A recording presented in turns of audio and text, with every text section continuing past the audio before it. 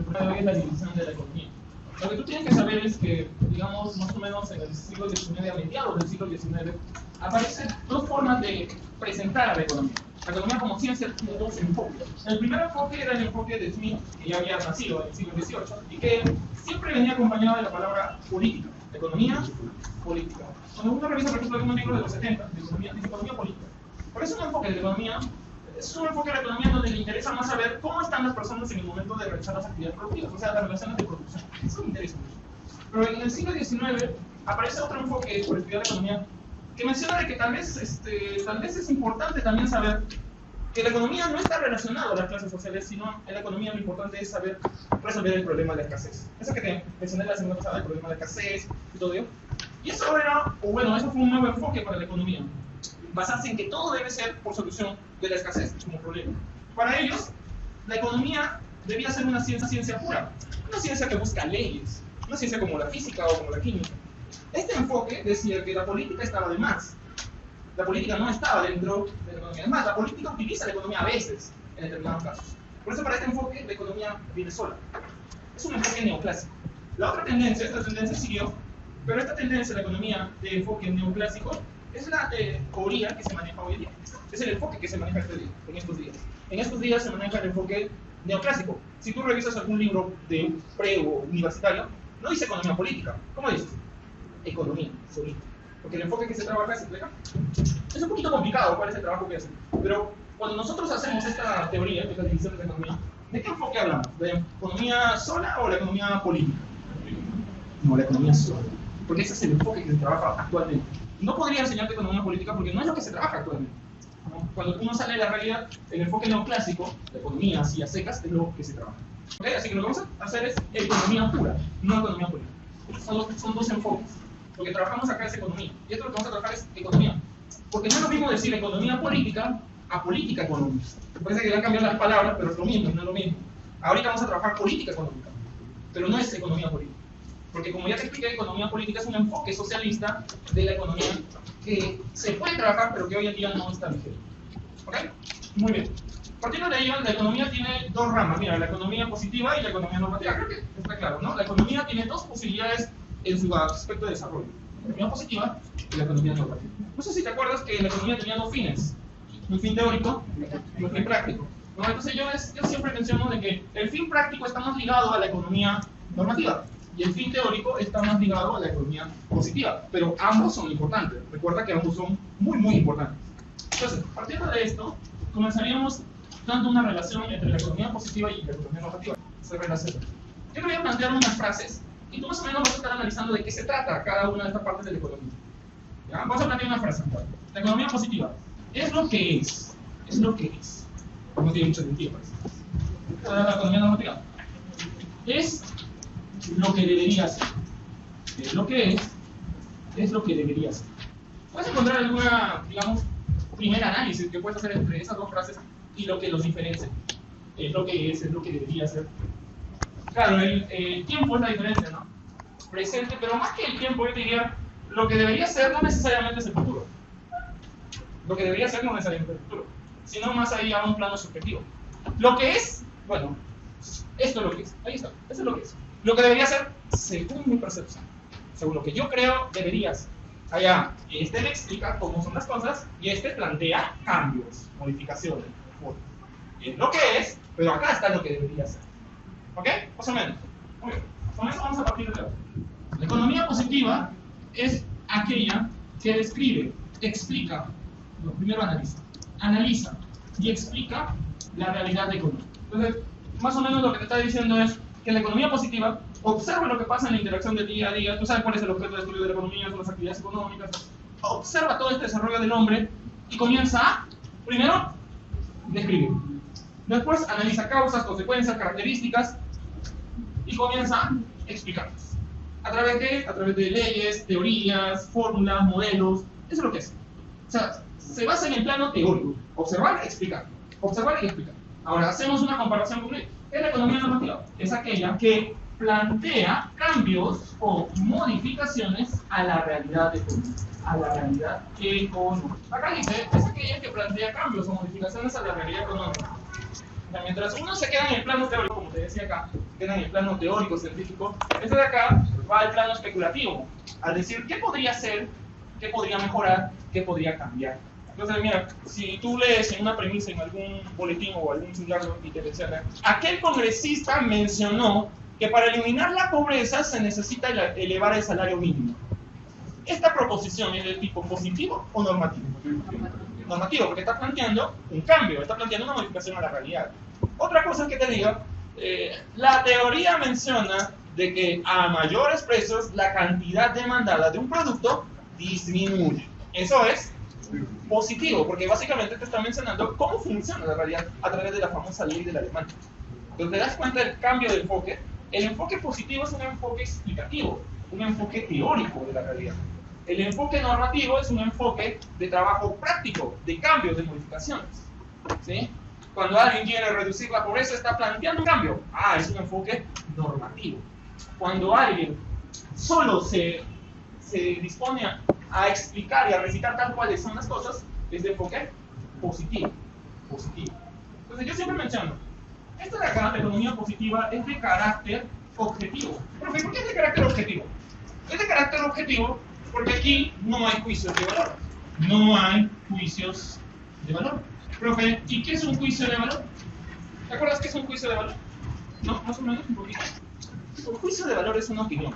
Es una proposición que no le puedes dar valor de verdadero o falso, porque es subjetiva, ¿no? Por ejemplo, el decir que los jugadores peruanos son unos cracks, ¿no? Unos grandes jugadores. Esa es una opinión, ¿no? Y a esa opinión no le puedes dar verdadero o falso, porque para ti debe ser lo peor. Entonces, no puedes valorarlo. En economía positiva no se dan juicios de valor. En economía positiva todo es de carácter objetivo. Entonces, cuando es de carácter objetivo, es imposible que uno trabaje economía positiva dando opiniones. La ley de la demanda es mala. No podrías decir eso. En economía positiva no puedes darte esos lujos de aplicar subjetividad, porque aquí el carácter es objetivo y aquí no se dan opiniones. Por eso es aquí el tema aquí es que es de carácter científico, tiene una rigurosidad. Pero pasemos con el otro lado. Si allá es de carácter objetivo y no da juicios de valor, aquí será de carácter objetivo. Cuando el ministro menciona de que si reducimos la tasa de IGB de 18% a 17%, las personas que tienen microempresas van a querer pagar el IGB. No, eso puede ser cierto, ¿eh? Pero puede también equivocarse. Entonces, eso no es un juicio de valor. Tiende a ser un juicio de valor. Entonces ahí hay carácter de objetividad. No, ahí le quitas la objetividad y le das el carácter contrario. ¿Cuál es el carácter contrario? Es un carácter subjetivo. Su característica es que es subjetiva. ¿Tiene juicios de valor? La economía normativa, ¿tiene juicios de valor? ¿Sí o no? ¿Emite juicios de valor? ¿Qué dicen al fondo? Sí, lo que diga la mayoría. Ya, sí, ¿no? Sí, emite juicios de valor. Entonces ahí está el carácter subjetivo. Emitir juicios de valor implica poder equivocarte. Por ejemplo, es obvio que yo, si menciono de que la pobreza en el Perú ronda más o menos el 20% de la población, eso quiere decir que 2 personas de cada 10 personas en el Perú son pobres. Mi proposición es de carácter positivo o normativo. Positivo, más bien, ese es dato estadístico de INEI. Sí, más o menos el 22%, un poquito más, es pobre en el Perú. Más o menos una cifra alta para un país como el Perú. Pero imagínate que tengamos a 2 personas, 2 economistas, y uno diga, generar más producción es la cura para la pobreza, mientras el otro diga, más programas sociales es la cura para la pobreza. ¿Quién se equivoca? Ninguno, porque los dos son propuestas válidas. Lo primero, cuando yo te mencionaba sobre la pobreza, era economía positiva, pero en economía normativa está la proposición de opiniones, y ahí está la subjetividad. Él dice programas sociales, él dice más producción. ¿Cuál es la verdad? Pues no hay verdad. Sería bueno que los dos se planteen tal vez. Por eso aquí depende de tu ideología, de tu formación, de tu orientación política, de todo eso que afecta a tu persona para decir, oye, para mí yo que vengo de un sector fujimorista, los programas sociales, ¿sabes qué? Son buenos. Y para el otro lado, que tal vez es lo contrario, la forma de pensar diferente, para mí los programas sociales son malos. De acá, el carácter subjetivo viene de la orientación política, de la ideología, de la formación profesional, a veces de formación, pero de la formación profesional, entre otros. Pues vamos a poner acá, depende de muchas cosas. Depende de la ideología, de la orientación política, de la formación profesional, entre otras cosas. Hay una pregunta que viene de este tema. Decía la pregunta, a ver si más o menos la trabaja. Decía la pregunta que un poblado de un distrito alejado de Lima estaba protestando. y que en esa protesta estaban protestando por el problema del agua, mencionando que Sedapal está haciendo un mal trabajo sobre el agua. Entonces dice que en esa reunión una señora menciona de que el servicio de agua debe ser regulado por oferta y por demanda. Y ahí dice, esta última proposición es de carácter flexible, libre, normativo, positivo. Y claro, al decir debe ser o debería ser, ya está hablando de carácter normativo, ¿no? Porque obviamente sí, eso es el que se trabaja. ¿Correcto, jóvenes? Ahora, si estas son las dos grandes ramas de la economía neoclásica, ¿no? Tanto positivo como normativo, vamos a trabajar ahora subramas. Por ejemplo, la economía positiva tiene dos subramas. Una es la economía descriptiva, la otra es la teoría económica. ¿Alguna vez has revisado la página de INEI? Tal vez un trabajo tenían en el colegio y te pedían que revises tu página. ¿Alguna vez? ¿No? ¿Jamás? Ya, ¿alguna vez has escuchado a un político así decir, por ejemplo, que el crecimiento económico va a estar en este año en 3, 4, 5, o que el PBI ha variado 2, 3, 4%, y tú le cambiaste de canal porque no entendías nada, o peor, más que no entender, no entiendo y no me interesa tampoco? Muchas veces los políticos y los economistas trabajan con términos técnicos. Y esos términos técnicos la mayoría de las personas no lo conocen. Y al no conocerlo, pierde el enfoque de importancia. No lo conozco, no me interesa. La economía descriptiva, que es la primera parte de la economía positiva, tiene que recolectar esos datos. Esos datos que para ti tal vez son fastidiosos, esos datos los tiene que recolectar. Pero como yo te hacía el enfoque la otra vez, la economía no se basa en algo abstracto. Y esa información no es de algo abstracto. La economía tiene que sacar esa información de las personas. Sí, de ti. El hecho es que, por ejemplo, alguien puede decir que el PBI en el último año, 2016, varió un 3,9% con respecto al año anterior. Ese dato es economía descriptiva, pero esa economía descriptiva, ¿de dónde salió? Salió de las personas, de su producción en este caso. Cuando te hablan de economía descriptiva, te están hablando de recolección de información. La palabra es fácil de entender, descripción. Quieren describir lo que pasa en la realidad, quieren recolectar información. Información que va a ser trabajada después para X labores. Pero ellos lo que quieren hacer es recolectar la información. Los que le interesan, el fin que le interesa a esta parte de la economía, es recolectar todos esos datos que para ti tal vez no son tan importantes, pero que para ellos es fundamental para trabajar economía. Entonces ponemos aquí, ¿qué es la economía descriptiva? Dice, la economía positiva es aquella que describe, ya, esta primera parte, la descripción, la trabaja la economía descriptiva. Y como tú sabes, la economía, al describir, primero parte de observar. Observa y describe los fenómenos económicos.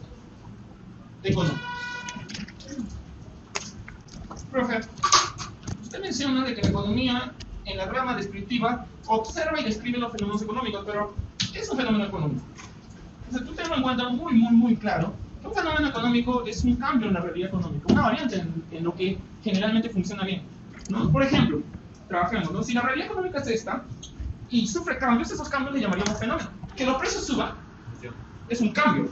Esos cambios serían un fenómeno. ¿Cómo se llama ese fenómeno? Inflación. Que las personas pierdan poder adquisitivo porque pierden sus empleos también es un cambio. Y eso también es un fenómeno. ¿Cómo se llama ese fenómeno? Desempleo. Desempleo. Que las personas no puedan satisfacer sus necesidades básicas y cada vez esta característica se amplíe, son cambios en la realidad. Y por lo tanto son fenómenos. ¿Y cómo se llama este fenómeno? Pobreza, ¿no? Esos fenómenos que uno ya los tiene como conceptos definidos como inflación, pobreza, desempleo, producción, entre otros. La economía descriptiva observa la realidad y trata de encontrar sus características. O sea, trata de buscar sus características de estos fenómenos económicos, como la inflación, como el desempleo, como la pobreza. ¿Ok? Una vez que comienza a observarlos y a describirlos, recolecta datos. La recolección de datos se basa en, por ejemplo, ¿no? Seguro que has escuchado de esto.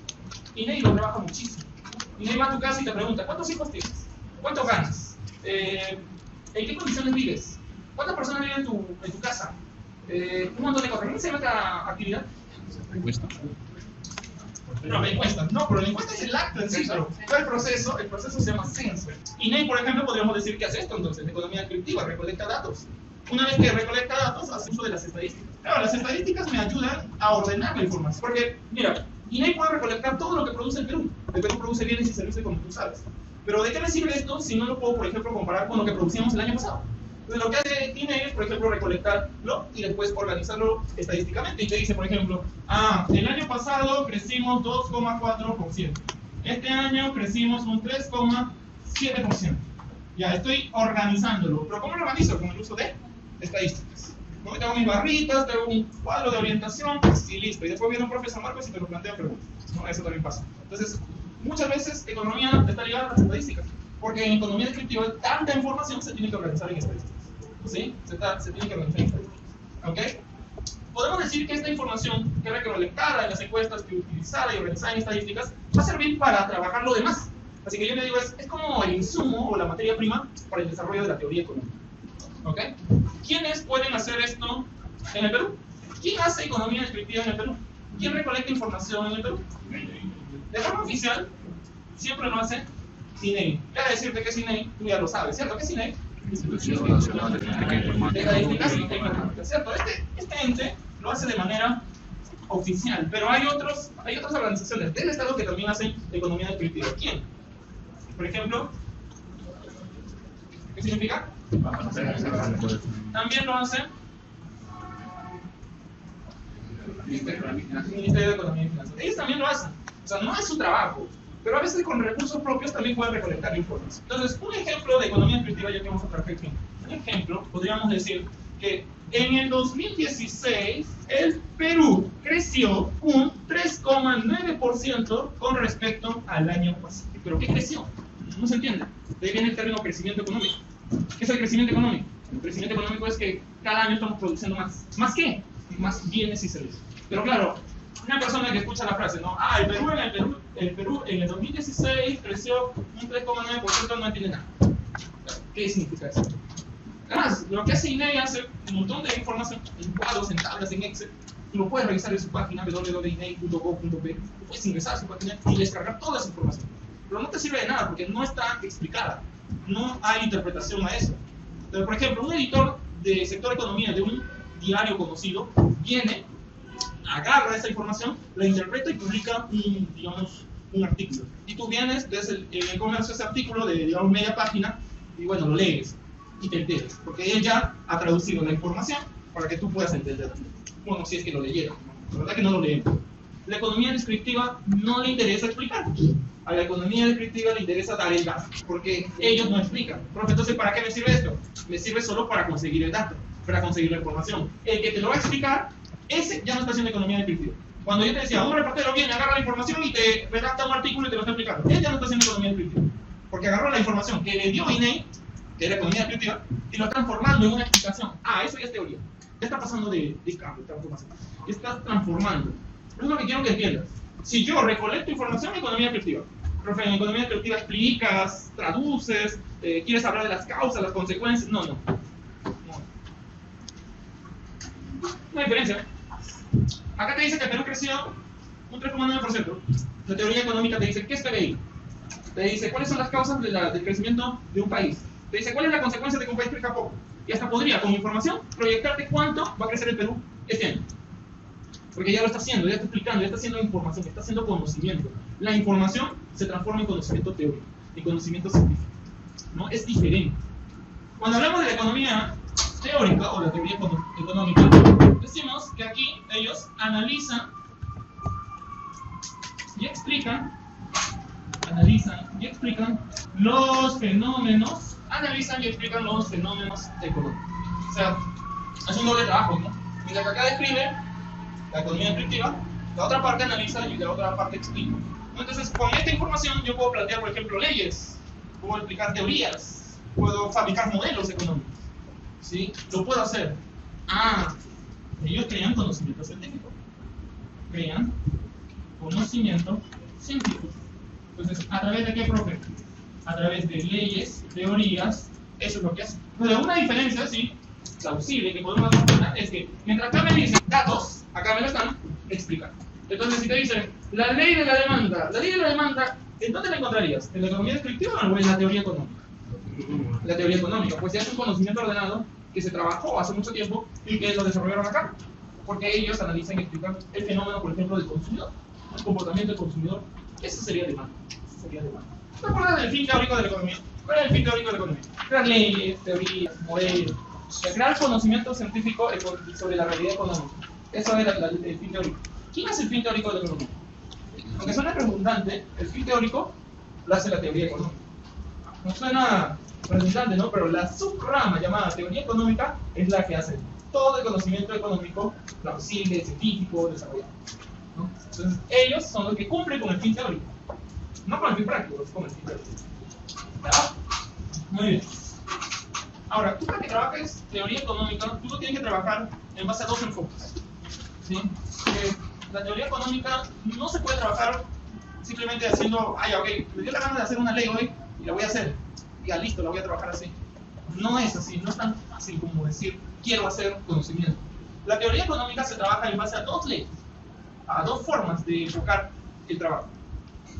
Puede ser un enfoque chiquitito, o puede ser un enfoque grandazo, macroeconómico. De hecho, que todas las personas que han escuchado algo de economía han escuchado la palabra microeconomía o han escuchado la palabra macroeconomía. Y de hecho que tal vez te han explicado de qué se trata esto. Lo que podría yo decirte así para comenzar es que ambos son enfoques de trabajo, formas de trabajar la teoría económica que parten de enfoques diferentes. Trabajan de diferentes formas, pero ambos son válidos. Para yo explicarte cuál es la diferencia entre microeconomía y macroeconomía, que es uno de los puntos activos de la clase, en verdad hay dos objetivos en esta clase. El primer objetivo es que tú entiendas la diferencia entre economía positiva y normativa. Ese es el primer objetivo. Y el segundo objetivo es que tú entiendas muy bien, qué es microeconomía y qué es macroeconomía. Eso es tal vez los dos objetivos de la clase. Entonces, el hecho es que hay muchas formas de explicar qué es micro y qué es macro. El hecho es que hay muchas formas. ¿Cómo lo trabajo yo? Yo lo trabajo en base a los máximos representantes de cada uno. Hay máximos representantes. Hay teóricos economistas que trabajaron microeconomía y que trabajaron macroeconomía. Por ejemplo, en la microeconomía podríamos decir que tiene un representante máximo, o como le dicen a nosotros, un padre. Alguien ha escuchado tal vez del señor Alfred Marshall. Ya olvídate ya de Smith ya murió, ya Marshall. Y el máximo representante de la macroeconomía, el padre, John Maynard Keynes, ¿no? John Maynard Keynes. Pero Marshall y Keynes son los máximos representantes de ambos enfoques. Entonces, si tú quieres entender a la microeconomía, tú tienes que entender cómo más o menos pensaba Marshall. Y si tú quieres entender a la macroeconomía, más o menos debes entender lo que pasaba por su mente Keynes cuando desarrolló esta forma de trabajar. Que son formas de trabajo de la teoría económica, son formas de trabajo, ¿sí? A ver, comenzaríamos con Marshall, ¿ya? Cosas curiosas. Primera curiosidad. Marshall y Keynes son ingleses. ¿Ya? Es lo primero. Los dos son ingleses. Segunda curiosidad. Los dos fueron a la misma universidad, Cambridge. Ambos son de Cambridge. Tercera curiosidad. Ambos nacieron en el mismo siglo, en el siglo XIX. ¿Ya? Solo que Marshall es mayor que Keynes. Cuarta curiosidad. Cuando Keynes era alumno, estudiante, Marshall era profesor principal de la cátedra de economía. Así que Marshall fue su profesor de Keynes. Además, una curiosidad adicional es que en el siglo XIX, el economista más destacado, reconocido de esta época, fue Marshall. En cambio, Keynes fue recién destacado en el siglo XX. Entonces son de etapas diferentes. Y una última curiosidad es que las teorías de Keynes van en contra de la teoría de Marshall, ¿no? Porque el alumno va en contra de lo que dice el profesor. Supera lo que diga el profesor. Pero primero comencemos hablando de Marshall. Marshall, su trabajo florece en el siglo XIX. Entonces tú tienes que entender qué pasaba en Inglaterra en el siglo XIX. Ya estaba la primera o la segunda revolución industrial. La segunda revolución industrial. Recuerda que el siglo XIX para Inglaterra es el siglo del imperialismo colonial. Es la era victoriana. Es una etapa en donde Inglaterra goza de un montón de colonias y tiene un montón de riquezas. O sea, podríamos decir que es una etapa de auge económico para Marshall. En esos tiempos, la idea de Smith, no sé si te acuerdas, la idea fundamental de Smith, la idea de Smith era la que se fijaba siempre. Nadie podía ir en contra del libre mercado. O sea, la idea del libre mercado era lo que se tenía en cuenta en todos los lugares intelectuales de esos días. Pero ¿cuál es la idea del libre mercado?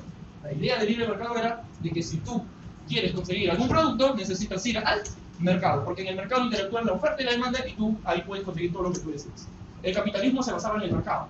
Y esa era la forma de pensar. En esos tiempos nadie podía decir algo en contra del libre mercado. Como tú sabes, los socialistas aparecen en estos tiempos. Y los socialistas son repudiados por los defensores del libre mercado. Entonces Marshall, al contrario de pensar de que iba a ir en contra del libre mercado, no, al contrario, refuerza la teoría del libre mercado. Es más, él crea, por ejemplo, la ley de la oferta, la ley de la demanda, ¿no? Esas leyes del comportamiento típico, es el mercado. El mercado sería la interacción entre este posible comprador y este posible vendedor. Es una, digamos, es un espacio abstracto de interacción. Eso sería el mercado. O sea, el mercado no podríamos definirlo como un objeto sólido, nada de eso. Es la interacción entre la oferta y la demanda. Marshall desarrolla muchas teorías sobre eso. Por eso decía, si tú tienes un mercado X, un mercado de un producto X, ese mercado debe tener dos elementos básicos. ¿Cuáles son esos dos elementos básicos? El ofertante y el demandante. ¿Cuál le podría llamar? El productor y el consumidor. Marshall le dio un nombre a ellos. Ellos se llaman agentes económicos. Un mercado está compuesto de agentes económicos, ofertantes y demandantes. Entonces, en la medida de que un mercado funciona, porque ellos dos interactúan. Para Marshall, lo más importante era saber cómo piensa él y cómo piensa él. Saber qué quieres comprar, cuándo lo quieres comprar, cómo lo quieres comprar, y qué quiere el vendedor, cómo quiere vender su producto, qué necesita para vender más. Eso era lo importante. Para Marshall, siempre el estudiar al agente económico era lo más importante, porque la oferta y la demanda son el mercado de él. Por eso, para él la microeconomía era básica. ¿Qué es la microeconomía? La microeconomía es el estudio de los agentes económicos de forma individualizada, porque tengo que estudiar tanto a él como a él de forma particular. Planteo esto. Imagínate que fueras dueño de una cadena de cines, y al costado de tu cine está una nueva tienda de DVDs, piratas todavía. Y al otro costado también una tienda de DVDs piratas. Y al frente también una tienda de DVDs piratas. Entonces tú ves que el número de clientes se reduce. Entonces tú quieres investigar por qué la gente prefiere DVDs a boletos de cine.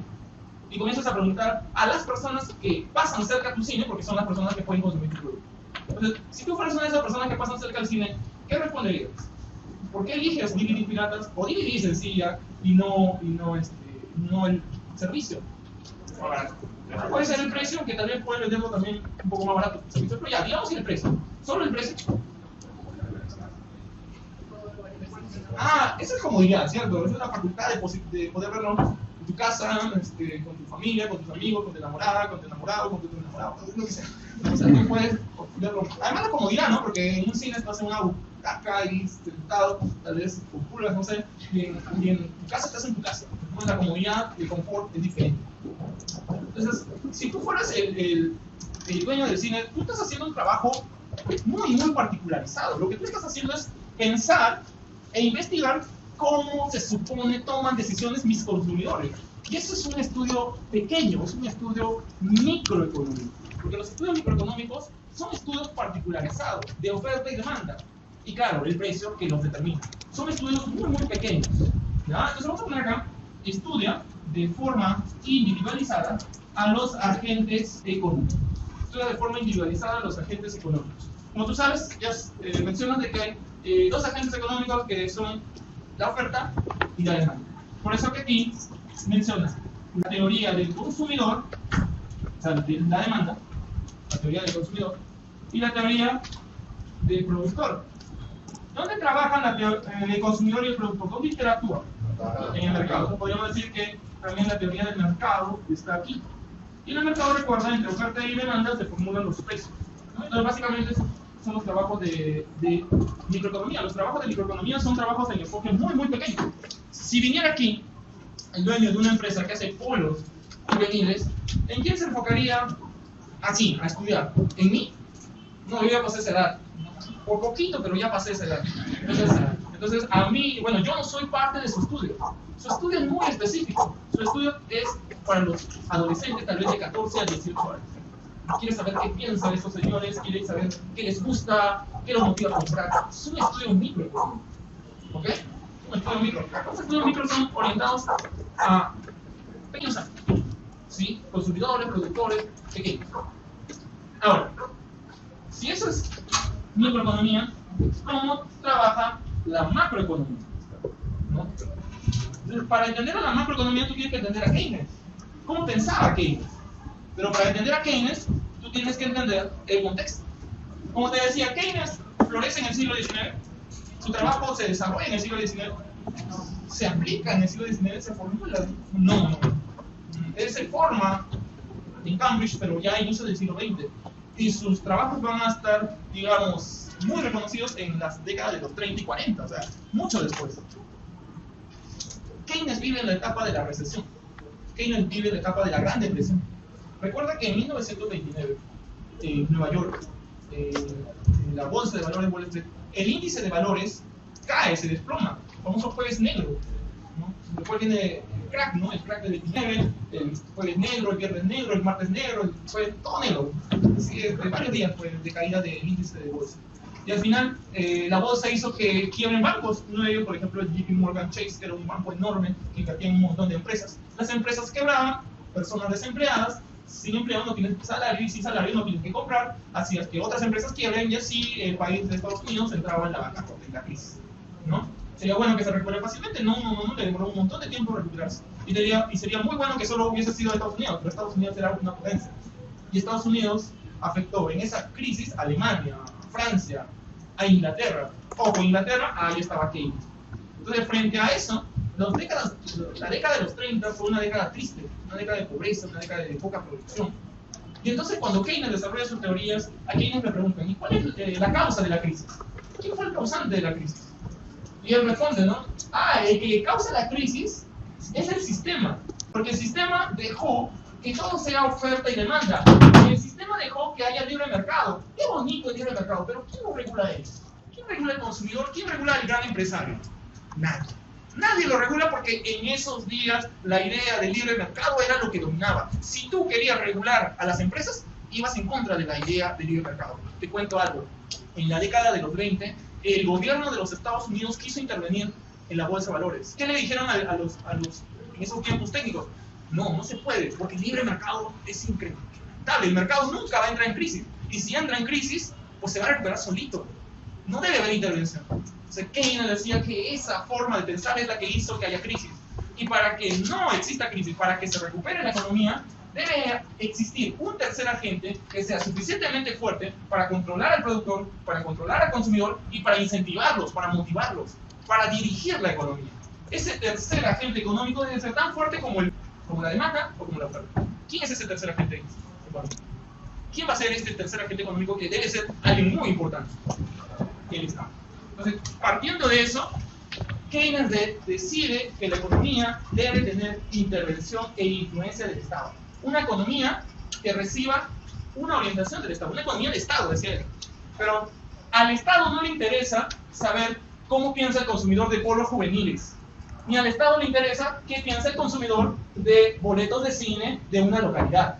Al Estado le interesa subir la producción, al Estado le interesa solventar la pobreza, al Estado le interesa disminuir la inflación. Y esos problemas no son microeconómicos, esos problemas implican tantas variables que el Estado necesita para estudiarlos un enfoque grande, un enfoque global, un enfoque de todo. Y ese enfoque, Keynes le dice, la macroeconomía. Para que el Estado, por ejemplo, estudie la inflación, no puede trabajar microeconomía. ¿Por qué no, profe? Porque la inflación es el aumento sostenido de los precios, pero no los precios de un producto, los precios de la mayoría de los productos que se venden en los mercados. Por lo tanto, necesitas estudiar tantos mercados que no te sirve un enfoque pequeño, te sirve un enfoque integrador, global. Por eso necesitas la macroeconomía. ¿Qué es la macroeconomía? La macroeconomía estudia de forma global a la economía. O sea, hay un agente económico nuevo. ¿Cuál es el agente económico nuevo? ¿Quién es el nuevo agente económico? El Estado. Y el Estado, para trabajar a la economía, necesita un enfoque global. Y ese enfoque global se llama macroeconomía. Como ese enfoque global se llama macroeconomía, tenemos que trabajar problemas graves de la economía. ¿Cómo cuáles? Como la inflación. La inflación es un tema macro. Joven, si encuentras tú en una pregunta, porque de hecho te voy a preguntar de esto. ¿Quién estudia la inflación? ¿Micro o macro? Macroeconomía estudia la inflación. O pobreza. ¿Quién estudia la pobreza? ¿Micro o macro? Macro pobreza. O por ejemplo, ¿quién estudia el desempleo? ¿Micro o macro? Macro, porque tú entiendes que son problemas globales, no son problemas específicos. Una cosa es hablar sobre el consumidor de papas, lo cual sería micro, y otra cosa es hablar sobre el pobre. El pobre puede ser consumidor, puede ser productor, no me importa, porque al final es pobre. ¿Quién es el pobre? El que no puede satisfacer sus necesidades básicas. Ese es pobre. Y ese puede ser un ambulante, por lo tanto es un ofertante, pero a la vez es un comprador de víveres, así que también es un demandante. Así que tengo que enfocarlo en macroeconomía. Aquí también podríamos poner acá agregados económicos, PBI, por ejemplo. Temas como PBI, por ejemplo, jóvenes, son de enfoque macroeconómico. ¿Sí? Son de enfoque macroeconómico. Entonces, jóvenes, si tú has entendido cuál es la diferencia entre microeconomía y macroeconomía, mientras que la microeconomía estudia de forma individualizada los dos agentes, porque para ellos solo son dos agentes. ¿Quiénes son? el demandante y el ofertante.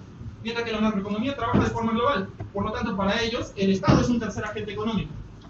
Y trabaja temas como estos de acá: inflación, pobreza, desempleo, agregado económico. Entonces, el tema dinero. ¿El tema dinero es un tema microeconómico o macroeconómico? El tema económico del dinero, ¿es un tema micro o un tema macro? Es un tema macro. El dinero está implícito en muchas cosas. El dinero está implícito en muchas cosas. Y si te dicen, el precio del pan, ¿es un tema micro o macro? Micro, ¿no? Es un tema micro. ¿Qué tal si lo subimos de nivel de la pregunta? ¿Qué tal si te dicen, digamos, un gerente de una empresa de snacks necesita hacer una evaluación de la proyección de ventas del próximo año? Por lo tanto, él tendrá que trabajar un enfoque micro, ¿no? Porque lo que le interesa es a quién le va a vender el próximo año, pero esos son sus consumidores y de su propio mercado, ¿no? Otra cosa que te digan, Juancito entró al Ministerio de Economía y Finanzas a hacer sus prácticas y en el primer día le han pedido que haga una evaluación del informe de la pobreza del año pasado. Esa evaluación que va a trabajar en un enfoque macro, porque tiene que trabajar la pobreza en varios aspectos, tanto económico, social, cultural y todo eso, y esos son aspectos macroeconómicos. Estamos hablando muy bien micro y macro. Continuando acá, lo que falta en la política económica. Cuando yo te explicaba, la economía tenía dos fines, teórico y práctico: uno hacer conocimientos científicos, teorías, leyes, y el otro es llevarlo a la práctica. Tratar de buscar lo que yo te mencionaba la semana pasada, le decía bienestar general. O sea, que la mayoría de ustedes puedan satisfacer sus necesidades, que la mayoría de ustedes puedan acceder a un estilo de vida digno, ¿no? Eso es lo que busca la economía. Entonces, yo te preguntaba la otra vez, yo te decía, ¿y esos cambios uno lo puede hacer? O sea, decirle a la señorita puede hacer esos cambios en la realidad, en el Perú, ya que necesitamos el bienestar general. ¿Ella lo puede hacer? Pues de plano todos me miran, no me dicen nada, pero todos saben que ella no lo puede hacer. Y como que no lo puede hacer él, menos él, peor todavía, y yo tampoco. No podemos hacer esos cambios. Podemos plantear cambios, podemos pedir cosas, pero no podemos hacer los cambios, porque es obviamente un rol de alguien superior, alguien con poder es el que puede hacer el cambio. ¿Quiénes son ellos? Los ministros, por ejemplo. ¿Quiénes más? El presidente, por ejemplo. ¿Quiénes más? Los empresarios. Ya podría ser, pero digamos que si los englobamos en el concepto de gobierno, ¿ya? Aquellas personas e instituciones que tienen poder para modificar lo que se supone está ahorita, ¿no? Si alguien quiere reducir la pobreza, bueno, en nuestro caso sería muy difícil, pero si fueras ministro de Economía, tal vez tú podrías hacer algo más, algo diferente, tal vez. Eso es lo que mencionamos con respecto a la política económica. La política económica, decimos, es la subrama aplicativa de la economía normativa. Porque la economía normativa se basa en plantear cambios, pero la política económica puede hacer los cambios, puede aplicar los cambios. Por eso decimos aquí que la política económica es una rama aplicativa, ¿sí? No se queda en decir, ok, deberíamos reducir la pobreza, no se queda ahí, sino hace modificaciones. Tal vez más programas sociales para disminuir la desigualdad. No, es una aplicación, es una acción. Por eso decimos que la política económica es aquella rama aplicativa donde se ponen en práctica las reformas o modificaciones de la realidad económica. Ahora, algo que yo te planteaba la otra vez es que tú no puedes hacer teoría si no tienes la información de la economía descriptiva. Y tú no puedes hacer política económica si no tienes todo este conocimiento. Entonces, es más o menos una relación así. La economía descriptiva le entrega información a la teoría económica hace toda la información, la transforma en conocimiento, teorías, leyes, y la política económica, con esa información, aplica y busca los cambios, ¿no? Es una relación de tres, ¿sí? Entonces, aquí está la rama aplicativa, aquí están los cambios. Y como yo te decía, eso no lo puede hacer cualquiera, tú no lo puedes hacer. Yo tal vez algún tiempo, pero tú no. No, acá solo puede ser ejercida por el gobierno. Por eso mencionan que es indispensable tener a las personas más calificadas en estos puestos, porque una persona con mayores conocimientos es una persona que tal vez se equivoca menos. No que no se equivoca, porque todos nos equivocamos. Pero las personas más calificadas se equivocan menos. Y al tomar decisiones tan importantes es bueno tener a las personas más expertas, digamos. Hoy siempre planteo, ¿no? El presidente del BCR, que es Julio Velarde Flores, es una persona con alta distinción a nivel internacional. No es un cualquiera, también para ser presidente de tu banco central, de tu país, no puede ser cualquiera. Yo siempre menciono la anécdota que pasó en el gobierno humanista. Cuando Ollanta Humala ingresa al poder, el índice de bolsa de valores de las acciones de las principales empresas peruanas, ese día de elecciones de segunda vuelta, estaban cayendo, ¿no? Y cuando se enteran de que, por ejemplo, el director del BCR va a ser Julio Velarde Flores, regresó mágicamente la confianza a los inversores internacionales. ¿Por qué? Porque el nombre de Julio Velarde Flores, solo ese nombre, ya le está diciendo a los inversionistas extranjeros que va a haber estabilidad monetaria. El BCR no va a tener intervención del gobierno. Solo un nombre ya le está dando estabilidad económica al país. Por eso decimos que siempre es bueno que los que dirijan la política económica sean las personas más, digamos, destacadas, ¿no? Las personas más adecuadas. No llevar a cualquiera, como se supone. Ahora, la política económica tiene digamos, instituciones. Hay tipos de política económica. Vamos a poner aquí, por ejemplo, lo que yo te hablaba de la política monetaria. ¿Verdad? Política monetaria. Oye, si te dicen política monetaria, ¿en qué piensas? En dinero, ¿no? Es que te encanta. Claro, la política monetaria se relaciona con el dinero. ¿Y quién hace el dinero en el Perú? El Banco Central de Reserva del Perú. Así que ya sabemos quién dirige la política monetaria en el país. El Banco Central de Reservas. El Banco Central de Reservas es el que dirige la política económica, pero en materia de dinero, no la política monetaria. ¿De qué se trata esta política monetaria? La política monetaria, todo lo que se relaciona con lo que es masa monetaria. Profe, ¿qué es la masa monetaria? La masa monetaria es la cantidad de dinero que hay en una cierta realidad económica, o sea, en un país. La cantidad de dinero que todos nosotros tenemos. Ahora la pregunta es, ¿y por qué se debe regular esa cantidad de dinero? Es muy simple, porque el dinero está en relación con los precios. ¿Qué pasa si el BCR hace mucho dinero?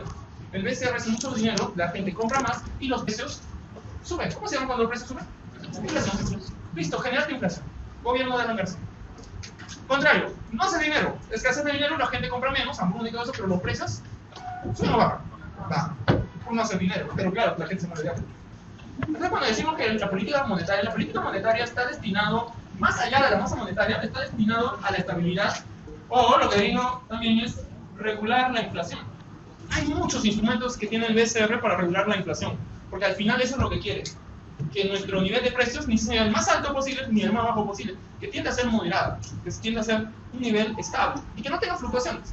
Hay muchas formas de controlar la inflación y no necesariamente haciendo dinero, haciendo más o menos dinero. Hay otras formas. Una de ellas, por ejemplo, siempre lo explico, es el encaje legal. Imagínate un banco. Un banco presta dinero suyo. No, el banco no presta su propio dinero. El banco presta el dinero que sus aportantes, sus clientes, depositan en el banco. Entonces, básicamente, si tú depositas en un banco, ese dinero lo va a prestar el banco y lo va a trabajar y va a ganar interés. El BCR interviene en los bancos y le dice, una parte de cada depósito tú no lo puedes prestar.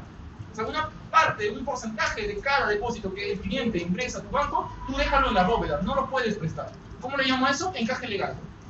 Ya ese encaje legal no me lo toques, ahí queda. ¿Por qué? Porque necesitas dinero de emergencia, dice el BCR. Pero piensa ahí, ¿qué pasa si el BCR le sube la tasa de encaje legal? El banco tiene menos dinero para prestar. Y con menos dinero para prestar, la gente tiene menos dinero en las manos. Y con menos dinero en las manos, la gente compra menos. Y si compra menos, los precios suben o bajan. Piensa en el contrario. La tasa de encaje legal baja en un mínimo. Y los bancos tienen un montón de dinero.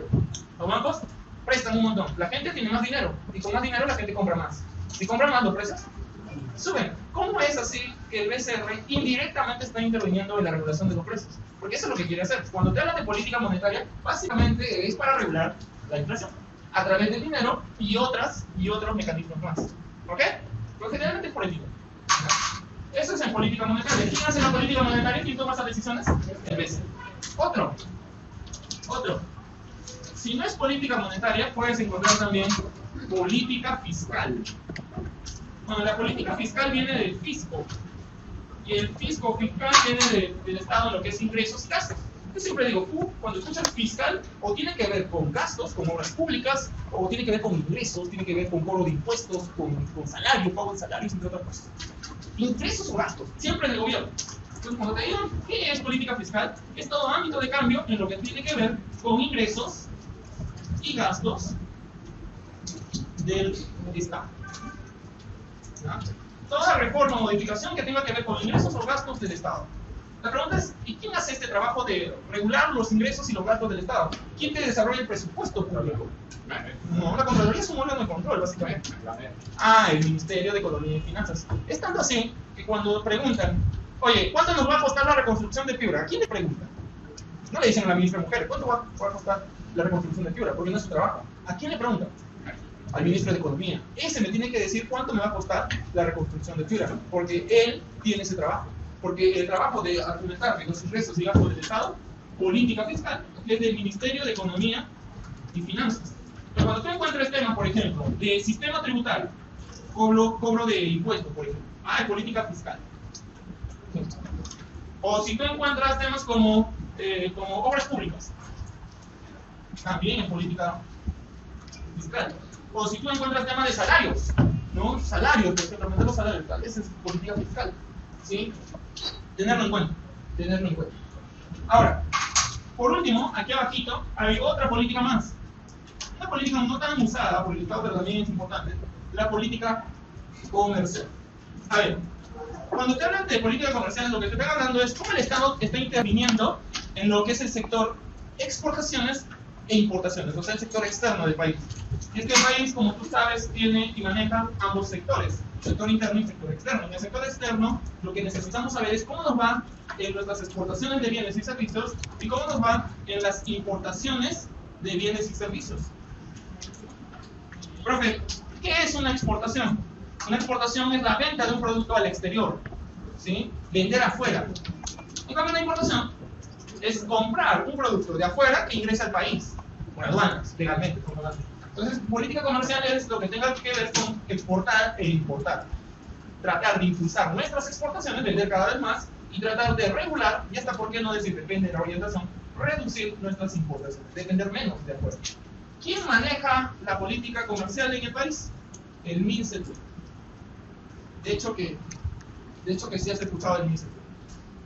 Es Ministerio de Comercio Exterior y Turismo. No está fácil. Ministerio, MIN, de Comercio Exterior y Turismo. Ellos regulan lo que es materia de política comercial. Ministerio de Comercio Exterior. ¿Lo apunto? No. No creo que te olvides, ¿no? O si lo apunto. Mira, como confío en ti, lo voy a apuntar. Mira, yo necesito, y esto es, bueno, esto no se pide tanto, pero digamos que yo sí trato de que todos ustedes como alumnos entiendan la diferencia de esos tres tipos de políticas que maneja el Estado. O sea, como yo te decía, la clase tenía dos objetivos. Un objetivo era saber diferenciar entre economía positiva y economía normativa. El otro objetivo, ¿cuál era? Entender lo que es micro y macroeconomía. Y claro, si tú vas a ver tus boletines, las preguntas no están tan orientadas a esto de acá. Pero sí yo trato de que las personas entiendan qué se supone es y cuál es la diferencia entre política monetaria, política fiscal y política comercial. Porque todos ellos pueda el Estado intervenir en la economía. Entonces, para eso, mejor ejemplo. ¿Qué mejor que ver ejercicios para saber? Mira, yo te planteo algunos ejemplos. Desde lo más básico, ¿ya? Hasta lo más, digamos, complicado. De nivel veranito hasta nivel repaso. ¿Ya? Así, nivel veranito nomás. Digamos, pues, ¿no? En el último año el gobierno ha emitido más masa monetaria debido al aumento de la producción. Este tipo de política es política monetaria, ¿no? Un insulto a tu inteligencia. Pero complicámoslo un poquito más. ¿No te parece? Complicámoslo un poquito más. Nivel anual. Nivel anual.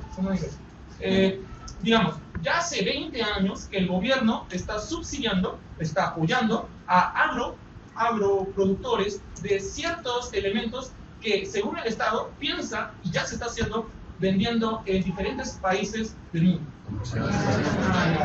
Por si acaso, los subsidios son apoyos del Estado, pagos, ayudas del Estado para producir cierto elemento.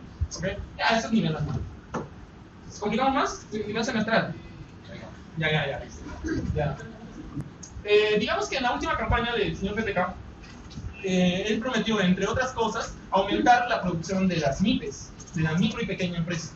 Entre otras formas, él ha mencionado de que tienen mucha informalidad de estas MIPES, no están reconocidas en registros públicos. Por eso, él está motivando a la disminución de la tasa de IGB, para que así se formalicen, paguen menos impuestos y se formalicen. ¿Qué tipo de política estamos desarrollando acá? Fiscal, ¿no? Porque en ese caso es ingresos o gastos. Ingresos, no va a reducir sus ingresos a cambio de que los microempresarios se formalicen. Bueno, si es que se reduce, porque está en veremos por eso. Ya, una más complicada, muy fácil, ¿no? Sí, re fácil. Ya. Ya, en el mes de marzo, este mes, en las últimas semanas, el Estado ha tenido que comprar dólares debido a que esta divisa ha disminuido su valor. Este ejemplo de intervención del Estado en la economía es un ejemplo de política. No estamos hablando del sol, estamos hablando del dólar. Mira, este ejemplo que es muy común en hacerlo el Estado cuando el Estado maneja este sistema de comprar dólares cuando hay muchos dólares en la economía porque se evalúa el dólar, se le llama exactamente política cambiaria. La política cambiaria es la política de regulación del valor del dólar. Y esta política cambiaria solo la puede ejercer el Banco Central de Reservas. Por lo tanto, la política cambiaria está dentro de la política monetaria. Claro, la política monetaria es lo que estoy diciendo, ¿no? La política cambiaria es aquí, ¿no? Regulación del dólar. Claro, porque ¿cómo compras dólares? ¿Con qué compras dólares? Con soles. ¿Quién hace los soles? Con el BCR, ¿no? El BCR es el que interviene eso. Además, esos dólares se van a las reservas internacionales. Muy bien, jóvenes. Entonces, solo manera de resumen, ya para que puedas hacer tus preguntas, solo manera de resumen, recuerda que la economía tiene dos partes, positiva y normativa. Que la economía positiva trata de enfocarse en trabajar la realidad tal cual es, mientras que la economía normativa se trata de plantear qué debería pasar, qué reformas podrían hacer. La economía positiva se basa en dos aspectos: descripción, que es conseguir la información, y INEI es la entidad oficial que realiza economía descriptiva en el país, y la teoría económica que utiliza esa información para trabajar y elaborar leyes, teorías, modelos, etc. ¿No? Entonces, materia prima para construir un producto acá. Pero, ¿cuándo se va a aplicar este producto?